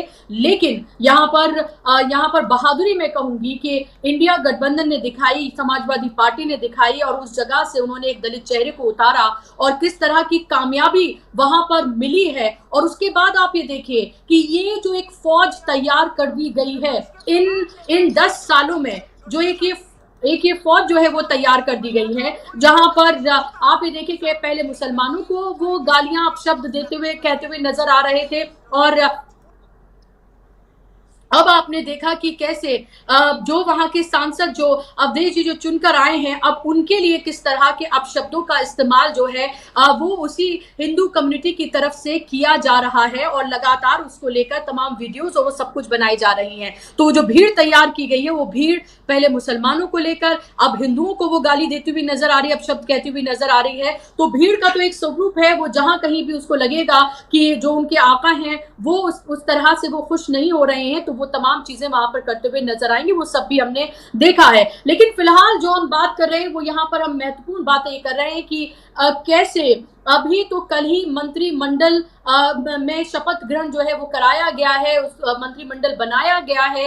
आज इसको लेकर डिनर जो है वो कराया जाएगा और पोर्टफोलियोज किसको क्या दिए जाएंगे उसको लेकर बातचीत होनी है। लेकिन उस सब के बीच जो अहम खबर है वो ये है कि जो सुरेश गोपी हैं केरल से, जो एकमात्र सांसद पहली बार पूरे भारतीय जनता पार्टी के इतिहास में चुनकर आए हैं, उन्होंने मंत्रिमंडल में शामिल होने से मना कर दिया है क्योंकि उनको कैबिनेट मंत्री नहीं बनाया गया, उनको राज्य मंत्री बनाया गया। उन्होंने पूरा कैंपेन इस तरह से अपना किया कि उनको कैबिनेट मंत्री जो है वो बनाया जाएगा। लेकिन आपको पता ही है वो फिल्म स्टार हैं और उन्होंने ये बहाना बनाया कि उनको फिल्मों की तरफ अपनी देखना है और उसमें उनकी व्यस्तता रहेगी। हालांकि अभी उन्होंने कहा है कि वो अभी 1-2 दिन का टाइम वो लेने जा रहे हैं। लेकिन उस सब के बीच मैं आपको ये बता दूं कि कांग्रेस की तरफ से ये कहा गया है, जब उनको इसको लेकर बात उनसे की गई कि अभी तो आप देखिए आगे आगे होता है क्या, तो आगे आगे क्या होता है वो अभी आपको बहुत कुछ देखना बाकी है। क्या सबसे पहले खबरें अमलेंदु जी शाम तक का इंतजार करना होगा। जैसे ही पोर्टफोलियोज बंटने शुरू हो जाएंगे वैसे वैसे हम देखेंगे जो विरोध के स्वर हैं वो जो अभी 2 हैं वो 4, 5, 8, 10 भी निकल कर आ सकते हैं। निश्चित तौर पे देखिए बुशरा जी, चीज़ें शुरू हो गई हैं। अभी थोड़ी देर पहले, लगभग 1 घंटा पहले, शिवराज सिंह चौहान जो हैं, अब केंद्रीय मंत्री हैं, कैबिनेट मंत्री हैं, वो जाकर के लालकृष्ण आडवाणी से मिले हैं, जाकर के उनके पैर छुए हैं। शिवराज सिंह चौहान को लालकृष्ण आडवाणी के खेमे का ही समझा जाता रहा है और उनको जब मुख्यमंत्री पद से हटाया गया था उस समय भी ये बातें चली थी कि आपको याद होगा कि लालकृष्ण आडवाणी ने एक बार कहा था कि नरेंद्र मोदी तो केवल इवेंट मैनेजर हैं, भारतीय जनता पार्टी की असली प्रयोगशाला मध्य प्रदेश है और शिवराज सिंह चौहान जो है वो भारतीय जनता पार्टी के असली एक तरीके से कहा शिल्पकार, यानी कि शिवराज सिंह चौहान को अपना एक तरीके से लालकृष्ण आडवाणी ने उत्तराधिकारी घोषित कर दिया था। वो शिवराज सिंह चौहान केंद्रीय मंत्री बनते ही जाकर के मिले हैं लालकृष्ण आडवाणी से, उनका आशीर्वाद लिया है। अब ये सिर्फ आशीर्वाद है, एक कहा जाए कि औपचारिकता है, या इसके पीछे कोई रहस्य है, या इसके पीछे कोई संदेश भी छिपा हुआ है। तो ये हमको देखना पड़ेगा कि किस तरीके से ये सारी चीज़ें उसमें हैं, सब चीज़ें जो चल रही है भारतीय जनता पार्टी के अंदर। तो ये सब शुरू हो गया है बुशरा जी, और ये शाम तक होते होते और भी बहुत सारी चीज़ें हो सकती हैं। सुरेश गोपी ने तो खैर खुल के कह दिया कि उन्हें मंत्री नहीं बनना है। वो नाराजगी इसी बात को लेकर के कि उन्होंने पहली बार खाता खोला है भारतीय जनता पार्टी का केरल में, आपने उनको भी राज्य मंत्री बना दिया, और साथ में जो जॉर्ज कुरियन हैं जो चुनाव भी नहीं लड़े उनको आपने बिना लड़े राज्य मंत्री बना दिया। यानी आपने एक तरीके से सुरेश गोपी का महत्व जो है वो राज्य की राजनीति में आपने ख़त्म कर दिया, जॉर्ज कुरियन को राज्य मंत्री बना करके, दोनों को बराबर दे करके। ये जो लगता है कि पहले उनको मालूम नहीं रहा होगा कि शायद जॉर्ज कुरियन भी राज्य मंत्री बनने जा रहे हैं, उनको लगा होगा कि केरल से वो चुन करके आए हैं तो वो होंगे, लेकिन जब शपथ ग्रहण हुआ मालूम पड़ा कि जॉर्ज कुरियन भी हो गए हैं, तो सुबह जब उनकी आँख खुली तो उनको अपने अपमान का एहसास हुआ है।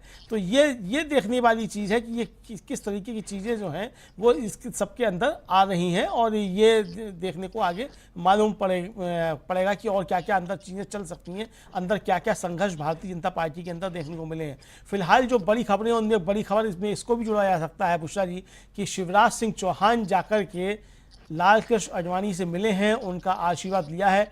अब ये लाल कृष्ण आडवाणी का आशीर्वाद जो है शिवराज सिंह चौहान के कितने काम आएगा और भारतीय जनता पार्टी की अंदरूनी राजनीति में कितना तूफान मचाएगा, ये देखने वाली चीज़ होगी। तो क्या अब लाल कृष्ण आडवाणी के यहाँ भी भाजपा के नेताओं की जाना शुरू हो गया है, ये देखना होगा, क्योंकि पिछले 5 सालों में हमने नहीं देखा कि किसी भी भारतीय जनता पार्टी के केंद्रीय मंत्रिमंडल के सदस्य ने इस तरीके से जाकर के लाल कृष्ण आडवाणी का आशीर्वाद लिया हो। शिवराज सिंह चौहान अगर आज केंद्रीय मंत्रिमंडल की पद की शपथ लेकर के जाते हैं लाल कृष्ण आडवाणी से मिलने और उनका आशीर्वाद लेते हैं, और अपने ट्विटर हैंडल पे जाकर के उसका फोटो भी ट्वीट करते हैं, वो पोस्ट करते हैं कि वो आशीर्वाद ले रहे हैं उनका और पैर छूते हुए दिखाई दे रहे हैं लाल कृष्ण आडवाणी के, तो ये सिर्फ एक शिष्टाचार भेंट नहीं है बुशरा जी, इसके पीछे कुछ ना कुछ मामले हैं जो भारतीय जनता पार्टी की अंदरूनी राजनीति को भी हवा दे रहे हैं। जाहिर सी बात है कि इसका असर मोदी मंत्रिमंडल पर पड़ेगा। नरेंद्र मोदी को अब 2 मोर्चों पर लड़ना है। एक भारतीय जनता पार्टी का अंदरूनी मोर्चा है कि किस तरीके से नरेंद्र मोदी के खिलाफ जो है भारतीय जनता पार्टी के अंदर चीज़ें चल रही हैं। दूसरी चीज़ें जो चल रही हैं वो देखना है कि किस तरीके से सहयोगी दल जो हैं वो भारतीय जनता पार्टी के ऊपर दबाव बनाते हैं बुशरा जी। जी बिल्कुल, और मैं प्रोडक्शन टीम से कहूंगी अगर वो तस्वीर जो है अगर वो दिखा सके यहाँ पर दर्शकों को भी, जहाँ पर पैर छूते हुए नजर आ रहे हैं शिवराज सिंह चौहान लाल कृष्ण आडवाणी के, तो ये देखिए तस्वीर, जिस तस्वीर का जिक्र अभी हम कर रहे हैं, देखिए कि शिवराज सिंह चौहान जो है वो लाल कृष्ण आडवाणी से मिलने के लिए गए हैं, पैर छूते हुए यहाँ पर नजर आ रहे हैं। इससे पहले आपने ऐसी तस्वीरें नहीं देखी होंगी, इससे पहले 2019 में आपने इस तरह की तस्वीरें नहीं देखी होंगी कि माना कि वो आडवाणी के खेमे के भी माने जाते थे कि इस तरह से आडवाणी के से मिलने के लिए, लाल कृष्ण आडवाणी से मिलने के लिए जिनको मार्गदर्शक मंडल में भेज दिया गया, जो तमाम उम्र जो है वो पीएम इन वेटिंग ही रह गए। हालांकि फॉर्मेलिटी के लिए तो नरेंद्र मोदी भी गए थे उनसे मिलने के लिए, लेकिन उन्हीं नरेंद्र मोदी ने लाल कृष्ण आडवाणी के साथ क्या किया, जो उनके गुरु रहे थे लाल कृष्ण आडवाणी, नरेंद्र मोदी के अपने ही गुरु के साथ उन्होंने क्या किया वो भी पूरे देश के सामने है। लेकिन अभी यहाँ पर आप देखिए कि कैसे शिवराज सिंह चौहान मिलने के लिए पहुंचे हैं लाल कृष्ण आडवाणी से। इसको आप ये सोचिए कि ये सियासी पोजीशनिंग की जा रही है, ये बताया जा रहा है कि सिर्फ नरेंद्र मोदी ही नहीं है भारतीय जनता पार्टी के नेता जिन्होंने भारतीय जनता पार्टी को इस मुकाम तक यहाँ पर पहुंचाया। हम क्या उनकी सियासत रही लाल कृष्ण आडवाणी की, वो किस तरह के नेता रहे, अभी हम उसकी बात नहीं कर रहे हैं क्योंकि उसको लेकर तो बहुत सारी बातें की जा सकती हैं, लेकिन मैं सिर्फ और सिर्फ भारतीय जनता पार्टी के हवाले से यहाँ पर बात कर रही हूँ कि लाल कृष्ण आडवाणी से कैसे मिलने के लिए जो गए हैं शिवराज सिंह चौहान, और ये जो मैसेजिंग उन्होंने दी है ये मैसेजिंग बहुत महत्वपूर्ण है, इसको आप समझिए, क्योंकि अब ये नरेंद्र मोदी की वो वाली सरकार नहीं है जहां 303 अपने दम पर लाकर सरकार बनाई थी। आपको पता है कि इस बार नरेंद्र मोदी के चेहरे का जो मैजिक है वो पूरी तरीके से खत्म हो गया है, वो जो अहंकार है वो जनता ने चूर चूर कर दिया है। अभी नरेंद्र मोदी का चूर चूर हुआ है नहीं वो देखना बाकी है, लेकिन जनता ने चूर चूर जरूर कर दिया है, और खासतौर पर उस राज्य से जहां से पूरी की पूरी भारतीय जनता पार्टी की सियासत का आधार शुरू होता है, और वो है उत्तर प्रदेश। मध्य प्रदेश से आते हैं शिवराज सिंह चौहान। शिवराज सिंह चौहान ने पहले असेंबली इलेक्शन जिताया। आपको पता है कि कैसे जब मुख्यमंत्री बनने का नंबर आया तो उनको साइडलाइन कर दिया गया, क्योंकि अगर उनको मुख्यमंत्री बना दिया जाता तो आपको पता है कि कैसे वो नरेंद्र मोदी से ज्यादा बड़े नेता के तौर पर वो उभरते। लेकिन उनको इस बार लोकसभा का चुनाव लड़वाया गया, और यहां पर भी उन्होंने नरेंद्र मोदी का रिकॉर्ड जो है वो उन्होंने तोड़ दिया। 8 लाख से ज्यादा से जीतकर वो पहुंचे हैं, और अगर मैं गलत नहीं हूं तो भारतीय जनता पार्टी के जितने सांसद अब तक चुनकर आए हैं 240, उनमें सबसे ज्यादा मार्जिन से जीतने वाले शिवराज सिंह चौहान हैं, और नरेंद्र मोदी सिर्फ 1.5 लाख से जीते हैं, और वो भी उन्होंने इतिहास रख दिया कि अब तक मैं आपको बताऊं कि जो सिटिंग पीएम रहे हैं उनकी अगर हम बात करें तो उनमें सबसे कम मार्जिन से जीतने वाले नरेंद्र मोदी बन गए हैं पूरे के पूरे अब तक के अब हम देखें कि पूरे इतिहास में। और अभी शिवराज सिंह चौहान लाल कृष्ण आडवाणी से यहाँ पर मिले हैं, तो एक तरह की सियासी पोजीशनिंग जो है, पॉलिटिकल पोजीशनिंग वो की जा रही है, अपने आप को एक तरह से असर्ट करते हुए नजर आ रहे हैं यहाँ पर शिवराज सिंह चौहान। और यही वजह है कि लाल कृष्ण आडवाणी से वो मिलने के लिए पहुंचे हैं। जीत के बाद उनको मंत्रिमंडल में भी शामिल किया गया है। क्या उनको पोर्टफोलियो दिया जाता है, ये भी, इस पर भी सबकी निगाहें रहेंगी। जो CCS जिसकी बात की जाती है, रक्षा, विदेश और फाइनेंस और होम, क्या उनमें से किसी एक में शामिल किया जाता है उनको? इसके अलावा JP नड्डा जो अब तक भारतीय जनता पार्टी के प्रेसिडेंट रहे, कल उनको भी शपथ दिलवाई गई है। तो अब आपको क्या, अब ये सवाल है कि अब भारतीय जनता पार्टी को कि क्या नया प्रेसिडेंट मिलने जा रहा है, ये एक सवाल है, क्योंकि उनको मंत्रिमंडल में शामिल किया गया है। उन्होंने भी कल शपथ ली है JP नड्डा ने।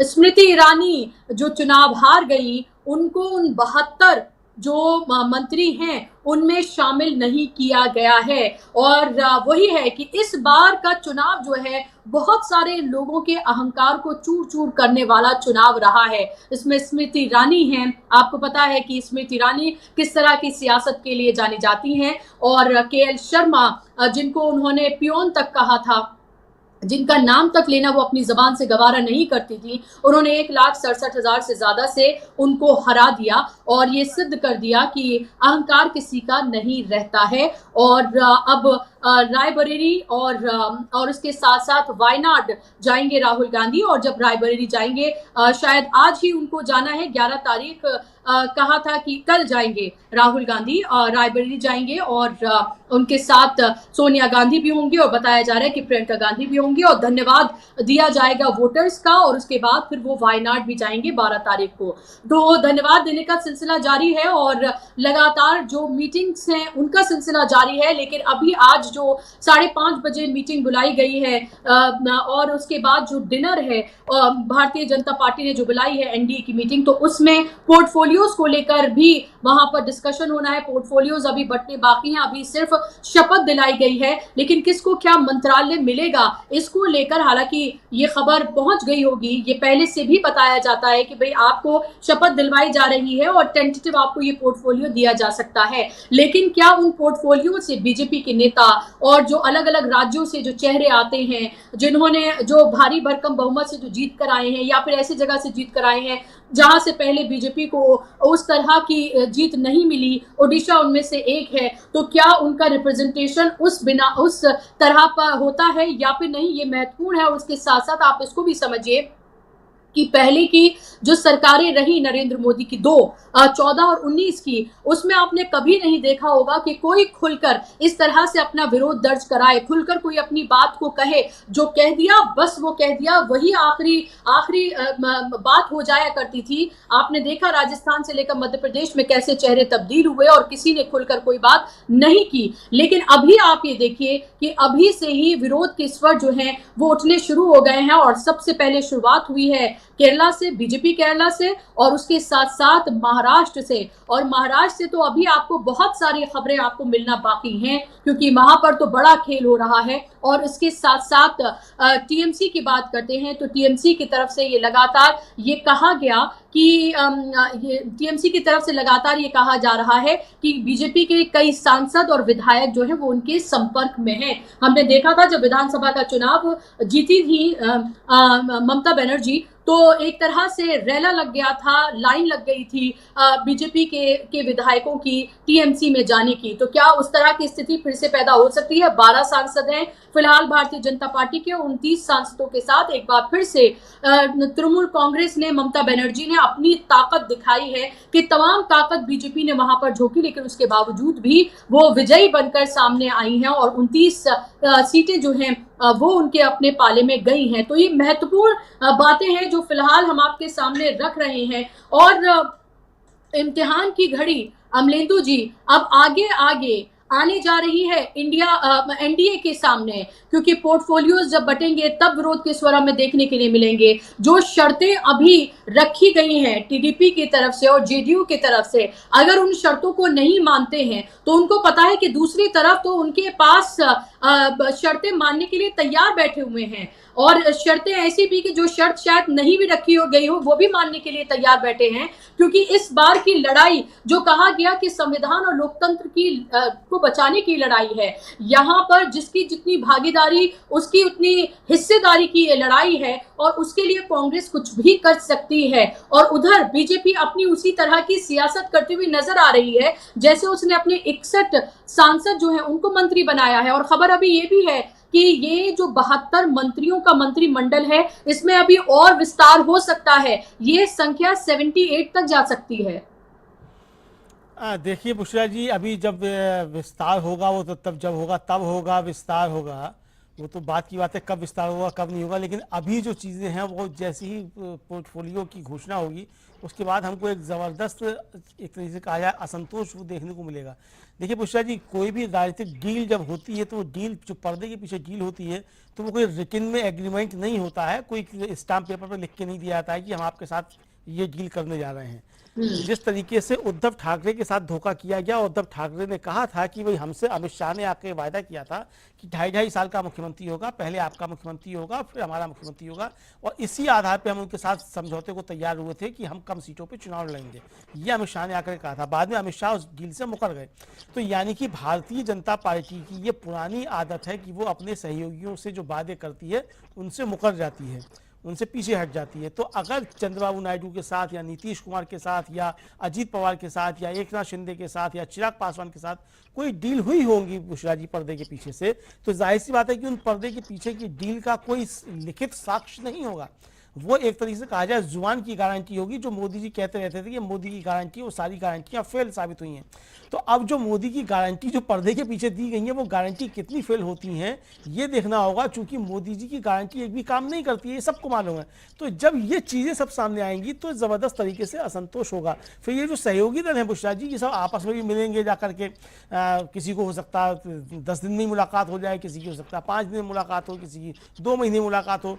आपस में फिर चर्चाएं भी होंगी कि भाई तुमसे क्या क्या वायदे किए गए थे और क्या क्या चीज़ें तुमको दी गई, तुमसे दूसरा बताएगा कि उससे क्या क्या वायदे किए गए थे, क्या क्या चीज़ हुए, कहाँ वादा खिलाफी, ये सारी चीज़ें होंगी। तो जब ये इकट्ठा होना शुरू होंगे कि किस किस के साथ क्या क्या वादा खिलाफी की गई और क्या क्या वायदे किए गए, तब भारतीय जनता पार्टी के अंदर एक तरीके से ज़बरदस्त तरीके का हमको असंतोष देखने को मिल सकता है इस सरकार के अंदर।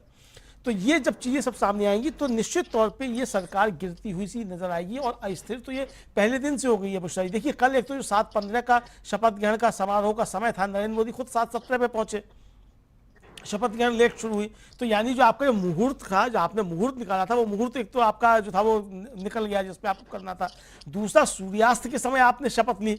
सूर्यास्त के समय कौन से भी लोग शपथ लेते हैं या जो अच्छे काम करते हैं, पता नहीं नरेंद्र मोदी का कौन जो है वो उनको ये सारी जो ज्ञान देता है कि आप काला कपड़ा पहन करके गंगा में जाकर के स्नान कीजिए और सूर्यास्त के समय आप शपथ ग्रहण कीजिए। तो जिसकी शपथ ही बुशरा जी सूर्यास्त के समय हो रही है तो उसका सूरज उगेगा कैसे? कौन उगा सकता है उसका सूरज जिसने सूर्यास्त के समय जो शपथ ली है? तो ये बहुत सारी दिक्कतें सरकार के साथ शुरू से हैं, जो मतलब माइथोलॉजी के अनुसार मैं कह रहा हूँ कि बहुत सी चीज़ें हैं जिसको नरेंद्र मोदी खुद मानते हैं, उसको बहुत तरीके से करते हैं। अब आप बताइए 11 दिन का नरेंद्र मोदी ने जो था वो जब राम मंदिर की प्राण प्रतिष्ठा की जानी थी तो 11 दिनों का उपवास रखा, मंदिर मंदिर घूमते फिरे पूरे देश भर के अंदर। तो अगर आप इतना मानते हैं तो आपको ये भी मालूम होगा कि सूर्यास्त के समय आपको शपथ जो थी वो नहीं लेनी चाहिए थी, और आपने जब सूर्यास्त के समय शपथ ली है तो आपका इसका मतलब सूरज तो वैसे ही डूबा हुआ है। हालांकि सूरज तो वैसे ही डूब चुका है, चूंकि आपको बहुमत मिला ही नहीं, तो आप अभी बैसाखियों के सहारे हैं। और तमाम विदेशी अखबार जो इस बात को लिख रहे हैं, यहाँ का मीडिया तो नहीं लिखेगा इस बात को, लेकिन विदेशी मीडिया तमाम लिख रहे हैं कि नरेंद्र मोदी अब कमजोर बहुमत के साथ में है, उनका अपना बहुमत नहीं है और सहयोगी दलों के भारी दबाव में है, और ये दबाव जो है वो सरकार में देखने को मिलेंगे। तो बुशरा जी ये चीज़ें चलती रहेंगी और आगे चल करके ये दिक्कतें भारतीय जनता पार्टी के लिए और परेशानियां पैदा कर सकती हैं, और ये परेशानियां बढ़ेंगी भी नरेंद्र मोदी की सरकार के लिए। सरकार जो है ये लगातार हमको अस्थिर होती हुई दिखाई देगी। जिस तरीके से अजीत पवार ने और प्रफुल्ल पटेल ने ठुकरा दिया कि हमको आपकी सरकार में मंत्री नहीं बनना है।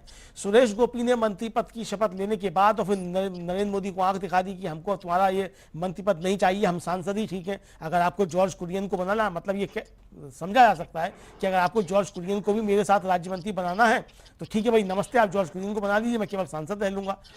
ये शिवराज सिंह चौहान जाकर के लालकृष्ण आडवाणी का आशीर्वाद ले रहे हैं और फिर उसको पोस्ट भी कर रहे हैं। मतलब हिम्मत लोगों के अंदर देखिए कितनी आ गई है कि लोग लालकृष्ण आडवाणी से जाकर के मिलते भी हैं, उनका आशीर्वाद भी देते हैं, फिर उस फोटो को पोस्ट भी कर रहे हैं। हालांकि नरेंद्र मोदी को तो मालूम पड़ ही गया होगा कि शिवराज सिंह गए हैं, चूंकि सिक्योरिटी लगी रहती है, सिक्योरिटी में जो है जिस तरह की सरकारों की कार्यप्रणाली है वो सब रहता भी होगा कि अब कौन कहाँ जा रहा है।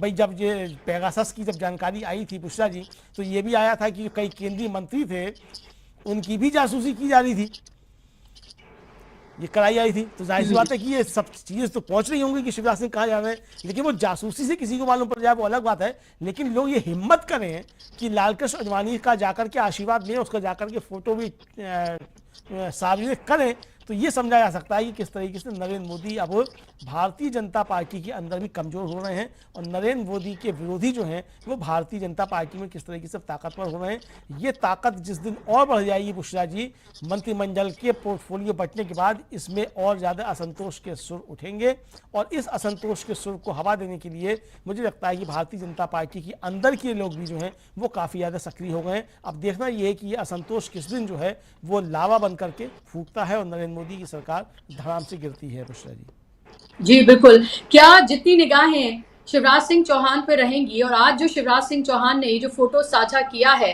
क्या उतनी निगाहें आपको नहीं लगता कि राजनाथ सिंह पर भी रहेंगी? क्योंकि राजनाथ सिंह की आपने, अमलेंदु जी, लगातार आपने बॉडी लैंग्वेज उनकी देखी होगी, कल भी आपने देखा होगा उनको। और जब बिल्कुल लग रहा था अमित शाह एकदम मायूस मुंह लटकाए वहां पर बैठे हुए हैं, स्टेज पर वो जब नजर आ रहे थे, जब शपथ ग्रहण समारोह था, तब भी मैंने देखा राजनाथ सिंह को। उससे पहले भी मैंने लगातार, अगर कोई एक शख्स है जिसको बहुत क्लोजली ऑब्जर्व किया जा रहा है वो है राजनाथ सिंह। और सोशल मीडिया पर भी उनकी वो तमाम तस्वीरें हैं, जिस स्टाइल से वो बैठे हैं, जो कॉन्फिडेंस उनका नजर आ रहा है, वो सबकी भी चर्चा बहुत ज्यादा हो रही है। क्योंकि वही राजनाथ सिंह है, आपको पता है कि उत्तर प्रदेश के कितने बड़े वो चेहरे हैं, लखनऊ से वो इस बार चुनाव जीत कर जो आए हैं, उसके अलावा रक्षा मंत्री वो रहे और वो उन मजबूत भारतीय जनता पार्टी के पिलर्स में से हैं जिन्होंने न सिर्फ भारतीय जनता पार्टी को मजबूत बनाया बल्कि वो कितना आगे उसको लेकर गए। और एक ऐसा चेहरा वो माने जाते हैं राजनाथ सिंह, जो टोपी नरेंद्र मोदी नहीं पहनते हैं वो टोपी भी पहन लेते हैं और वो स्कार्फ भी वो ले लेते हैं।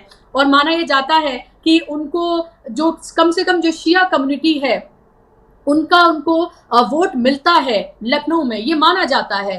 और कभी हमने राजनाथ सिंह का उस तरह का कोई बहुत कम्युनल बयान हमने नहीं सुना है। तो अगर सर्वसम्मति बनती है, माना कि आगे यही सरकार अगर चले और ये घटक दल बोले कि अगर होना है तो हमें इनके साथ हम नहीं बने रहेंगे, जिस तरह की इनकी कार्यशैली है, तो फिर राजनाथ सिंह की भूमिका बहुत महत्वपूर्ण हो जाती है। क्या आपको लग रहा है कि आने वाले वक्त में राजनाथ सिंह कोई खेल कर सकते हैं और उनकी भूमिका महत्वपूर्ण हो सकती है? हालांकि 10 सालों में बहुत कुछ करते हमने उनको देखा नहीं है, कुछ भी हुआ लेकिन वो खामोश ही रहे। मैं आपको बताऊं बुशरा जी, 2008 की बात है,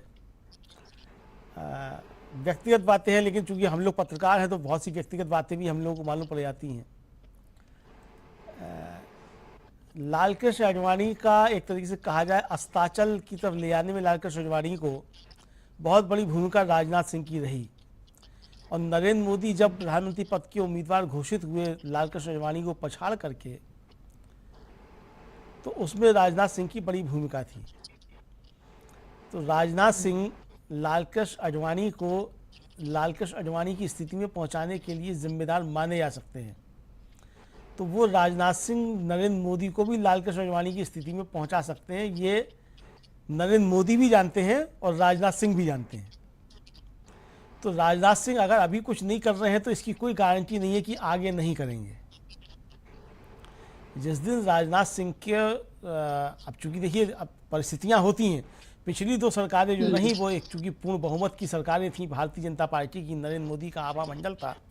आज नरेंद्र मोदी खुद जो हैं वो एक हारे हुए योद्धा की तरीके से हैं। खुद वो जो 1.5 लाख वोटों से जीत करके आए हैं, जबकि उनके बगल से जो है ज़्यादा वोटों से लोग जीत करके आए हैं। खुद उनकी पार्टी के लोग जो हैं तमाम बहुत ज़्यादा वोटों से जीत करके आए हैं।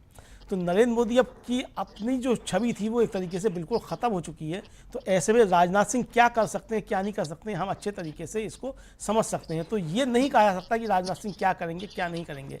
हालांकि अभी राजनाथ सिंह इस मामले में आगे हैं कि नहीं, अभी हम नहीं कह सकते, क्योंकि अभी हमारे सूत्रों के हवाले से इस तरह की कोई खबर नहीं है कि राजनाथ सिंह अभी किसी तरीके की कोई इस समय कोई चीज़ें उधेड़ बुन कर रहे हैं। लेकिन राजनाथ सिंह ने अपना चुनाव जीतते ही जो सबसे पहले ट्वीट किया था बुशरा जी, उससे एक संकेत निश्चित तौर पर गया था। राजनाथ सिंह ने जीत के बाद नरेंद्र मोदी को आभार प्रकट नहीं किया, और राजनाथ सिंह ने जेपी नड्डा का आभार प्रकट किया। और फिर जब सोशल मीडिया पर जब ट्वीट किया, लोगों ने उस पर कमेंट करना शुरू कर दिए कि अरे आप तो मोदी को अभी से भूल गए। और फिर जयराम रमेश ने जो था उनका रिपोस्ट करते हुए सवाल उठाया कि आपने अभी से आप तो नरेंद्र मोदी को भूल गए। तब फिर जाकर के उन्होंने नरेंद्र मोदी का शुक्रिया करते हुए एक अलग से ट्वीट किया।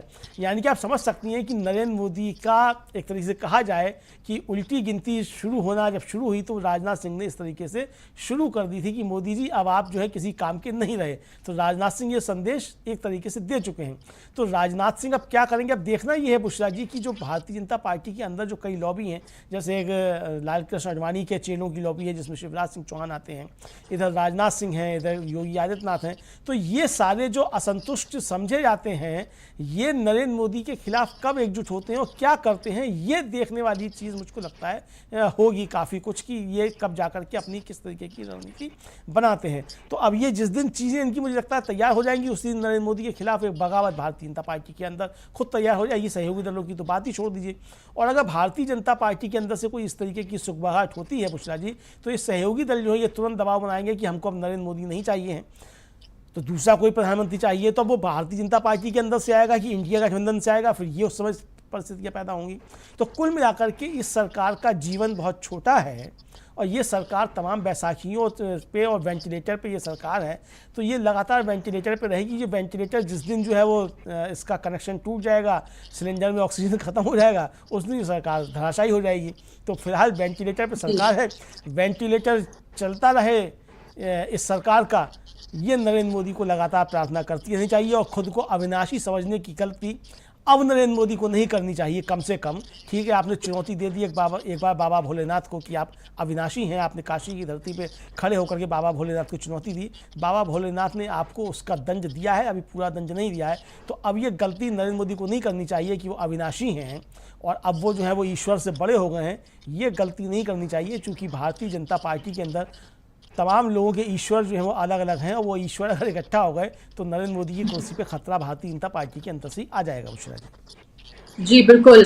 और इवेंट जीवी हमारे जो प्रधानमंत्री हैं, एक बार फिर से जो प्रधानमंत्री बन गए हैं कल शपथ लेने के बाद, तो वो इवेंट उनको लगातार चाहिए होता है। आपने देखा ही होगा कि जब से रिजल्ट आए उसके बाद से ही लगातार जब उनको ये एक बार थोड़ा कॉन्फिडेंस ये आ गया कि अब वो सरकार बना सकते हैं, भले ही बैसाखियों पर सही, तो आप देखिए तब से इवेंट का सिलसिला लगातार जारी है। कल आपने देखा कि कैसे वो एक तरह से मास्टर की भूमिका में नजर आ रहे थे, और बहुत ही अलोकतांत्रिक वो तस्वीर थी, अगर उसे सही से देखा जाए कि कैसे उनसे ज्यादा मार्जिन से जीत कर आए जो सांसद हैं वो उनके सामने बैठे हुए थे, वो सीनियर भी हैं, वो सामने बैठे हुए थे और उनकी क्लास लेते हुए नजर आ रहे थे नरेंद्र मोदी। वो तस्वीरें हमने देखी, लेकिन ये तस्वीरें कितने दिन तक और कब तक बर्दाश्त की जाएंगी, ये बड़ा सवाल है। और अभी मैं देख रही थी कि प्रधानमंत्री दफ्तर में पहली फाइल साइन उन्होंने कर दी है,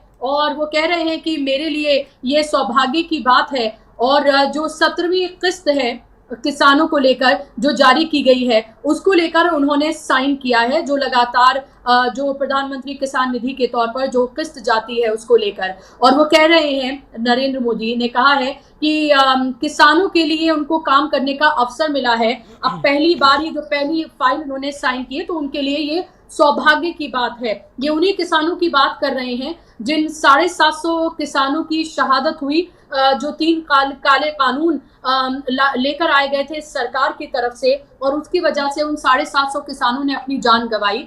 ये उन्हीं किसानों की बात कर रहे हैं जो अभी भी अपनी तमाम मांगों को लेकर एक बार फिर से वो दिल्ली के अलग अलग बॉर्डर्स पर आए और अभी भी शंभू बॉर्डर पर कई सौ किसान हैं जो अभी भी वहीं पर मौजूद हैं, जिनकी मांगे हैं कि एमएसपी को कानूनी दर्जा दिया जाए और उसके साथ साथ कई उनकी मांगों की जो उनकी लिस्ट है वो हमने देखी है।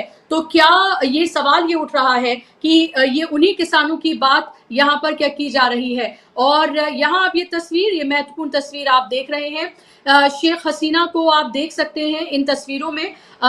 शेख हसीना बांग्लादेश की प्रधानमंत्री हैं। कल वो शपथ ग्रहण समारोह में वो आई थी मेहमान के तौर पर, और राहुल गांधी, प्रियंका गांधी और सोनिया गांधी से वो यहाँ पर मुलाकात कर रही हैं। तो सोनिया गांधी से के साथ वो बैठी हुई हैं, आप तस्वीरों में देख सकते हैं, और उन्हीं के बगल में यहाँ पर प्रियंका गांधी और राहुल गांधी भी यहाँ पर मौजूद हैं और उनसे उन्होंने मुलाकात की है।